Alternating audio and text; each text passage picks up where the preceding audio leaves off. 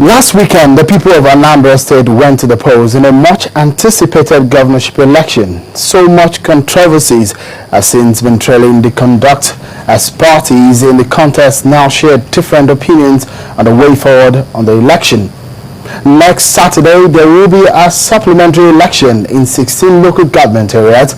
Some parties have said they won't be participating, they're boycotting. The Anambra election has generated so much controversy as the umpire INEC is now at the center of the blame game. But considering the huge preparations of the commission, one is left to ask the question, what went wrong?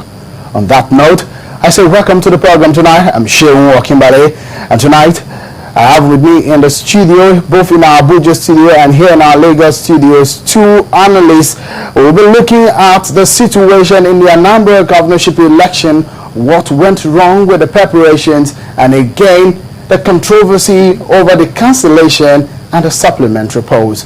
Thank you for joining us today.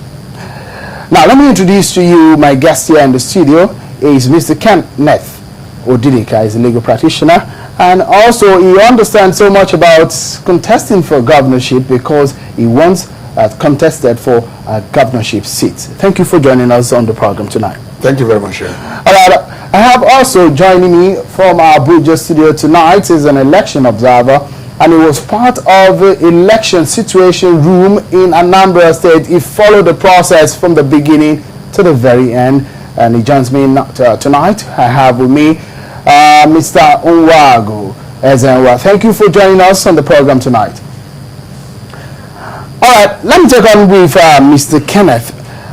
With the situation that we have on our end, INEC prepared, they've done what they feel could be done in any election. In fact, Ondo election, Edo election, a lot of lessons were learned, and now they brought all of those experiences into Anambra election. From your own point of view, what do you think went wrong?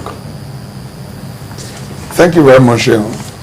First of all, no matter the preparations anybody makes, if some people are bent on truncating the system, they will succeed to a very large extent.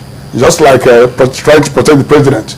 If somebody is determined to kill him, he will eventually get through. Now, in the case of Anambra State, INEC did a lot towards, at least from what we could see, towards conducting a credible election. Like I said, from what we could see, I wasn't part of the arrangement, but from what we could observe, it would appear that INEC did a lot towards ensuring a credible election. One of the things that is wrong with elections in Nigeria is the attitude of the voters. The voters themselves always make themselves available to be corrupted or to part of the corruption of the system. When the voters will openly demand for money from those who are seeking to be elected, that automatically compromises the electoral process. And this was done in the last election. I was in Anambra all through, before, during, and after the election. So you mean that the money exchange hands? Oh yes, definitely. Money exchange hands. Money for votes. Money for votes, exchange hands. Now, and no party will honestly say it did not take part in that. All the parties? All the parties. Interesting. Yes. You saw all of this? I saw that. And in fact, in some cases, some particular kinds of officers of the parties were moving around the polling booths, ensuring that such a thing was actually done. Now, but all of this process that you're talking about, the exchange of money for votes, did it in any way involve perhaps the ad hoc officials of INEC or any INEC official that you expect? I'm talking about money leaving straight from the hands of party members of the party to the voters. Okay. If INEC officials took money, I wasn't aware of that. I didn't see them, and nobody made that report to me. I'm talking about the one I saw and the ones that were directly reported to me. By virtue of my having contested, like you said, aspired to be to also occupy that seat, I have a certain measure of influence. So people make some reports to me. particularly when I'm around there, and I was around this election.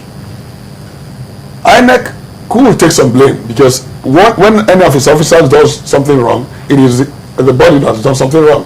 Just like the head of INEC, Professor Atayiru Jega, admitted on television that INEC took some blame for the actions of its staff. But my worry is whether such is enough to call for outright cancellation of the whole process. If there is evidence to suggest that there was massive disenfranchisement of people, there was massive rigging, then I would join in advocating that the whole exercise be cancelled and be redone. All right, just hold your thought there. We have a few facts and figures for you tonight, so that you can have a sense of what we're talking about tonight. We want to break it down so you get a sense of what we're talking about. We're talking about INEC preparation, because everybody seems to be talking about the issue of 2015 election and what should be done and what INEC is doing. But let me just give you a sense of what INEC did in terms of deployment. From what you can see on your screen, for this particular election, INEC went out of its way to bring 6 national commissioners into this process. They also brought 15 resident electoral commissioners. These are some of the highest officers within the ranks of INEC. Also, 120 supervisors in the top echelon of the commission were also there to monitor, to observe, and to see that everything is done to plan. Also, there were numerous monitors and officials that were deployed by INEC in this particular process to give you a sense of how huge the process and the planning of INEC was.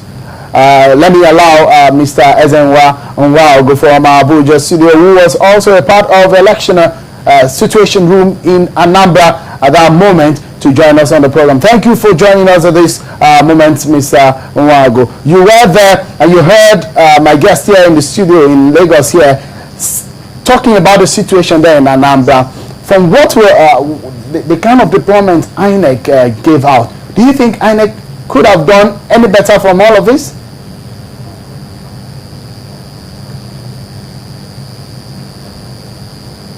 Well, I no longer can hear you, but... All right, let me go over the question once again. You saw some of the slide, the slide that we just showed in a couple of seconds ago. Yes, and the fact that INEC made massive deployments in this election. Do you think INEC could have made more deployments to make sure that this process turned out in a free and fair election, or a successful process?